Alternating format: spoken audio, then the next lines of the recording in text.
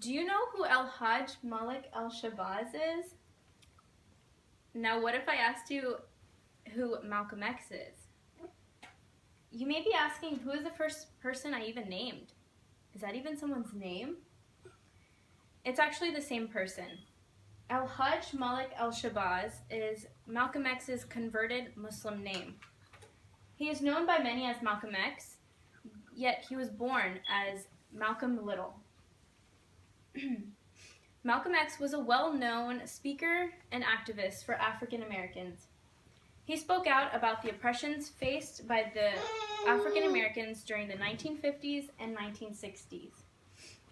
As said in his OAAU speech, quote, "Our objective is complete freedom, justice, and equality by any means necessary."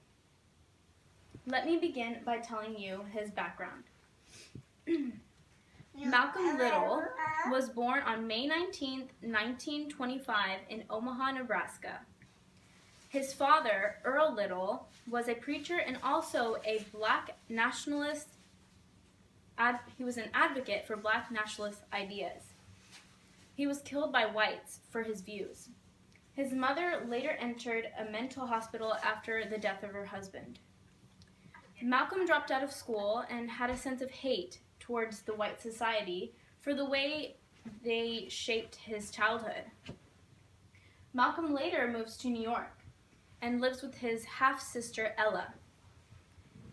While living there, he becomes engaged with the nightlife. He starts to hustle, gamble, and this was his means of income. Eventually, Malcolm's negative lifestyle caught up to him. He was arrested for armed robbery.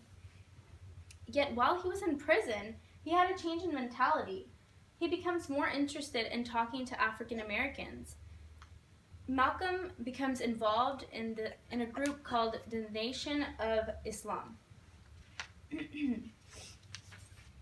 He meets Elijah Muhammad and from him learns about the organization's views. He starts to hate white people more. So as Malcolm converted to Islam, he speaks to people about the Nation of Islam's movement. He wants Afro-Americans to become more aware of the oppression they face. In a TV series on PBS, The Hate That Hate Produced, hosted by Mike Wallace, Malcolm is being interviewed. He is asked what would happen if a white man entered your temple. Malcolm says that nobody has ever done so. So within this interview, he goes on to make a metaphor as in the white person is a snake in a field. And you, as a person, you wouldn't go into a field where someone is bothering you. So this snake, he refers to it as the white person and how the white person is evil and has evil tendencies. So later, Malcolm makes a pilgrimage to Mecca. While there, he realizes that Elijah Muhammad's teachings were somewhat harsh. And so what he finds out in Mecca is that the people here were more peaceful. And they lived with many different colors, cultures, all were intertwined. So he comes back and begins a new organization. Now let me tell you about Malcolm's speech. So while he was in Mecca, he had a change of heart once again. Malcolm changed his name to Al-Hajj Malik al-Shabazz after making the pilgrimage. While in Mecca, he realized that they live much more peaceful here. People of all color are intertwined, and their main focus is religion. So this new idea, Malcolm wanted to bring this unity idea to the Western Hemisphere. So he, in turn, created the Organization of Afro-American Unity. His plan was that African Americans come together rather than fight this battle alone. Within his speech, he discusses the different areas in which they should receive unalienable rights. Malcolm's speech was presented at a rally in the Audubon Ballroom in New York in 1964.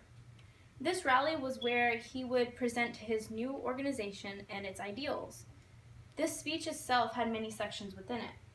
He believed that Afro-Americans had the right to education, freedom, and played a role in politics and the economy.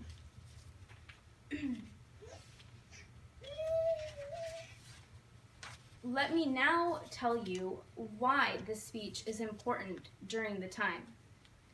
During a time of turmoil for African Americans, Malcolm's speech was a different voice. His speech was a way for all African Americans, whether Muslim or non-Muslim, it was their way of uniting for one particular goal. He did not just want to unify the African Americans in the Western Hemisphere, but he wanted the unity of his brothers in Africa.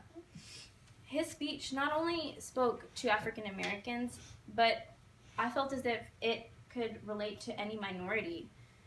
One quote that was profound to me from his speech was when Malcolm said, quote, "Education is our passport for the future, for tomorrow belongs only to the people who prepare for it today." He made his speech somewhat relatable to all minority groups living in America. They all have a right within America, one of which is education. His speech gave a voice to African Americans. Although his speeches came off as harsh, he gave a sense of movement with them. He made his speeches seem urgent. He made his speeches seem as if they had to be done, as he says, by any means necessary. He wanted the goals of African Americans to come with no hesitation, but was willing to enforce his ideals. In conclusion, I hope you were able to get a better understanding of who Malcolm X was and how his speech impacted human rights, the human rights movement in the 1950s and 1960s. His youth was impacted his whole life. His youth has impacted his whole life. He was involved in the nightlife of New York, but later has a change in heart after going to prison for armed robbery. His change meant that religion was his main focus, along with helping his fellow Afro-Americans with his organization. He wanted the unity of all his African American brothers, whether Muslim or non-Muslim. Do you know who El-Hajj Malik El-Shabazz is? Now, what if I asked who Malcolm X is? It's actually the same person.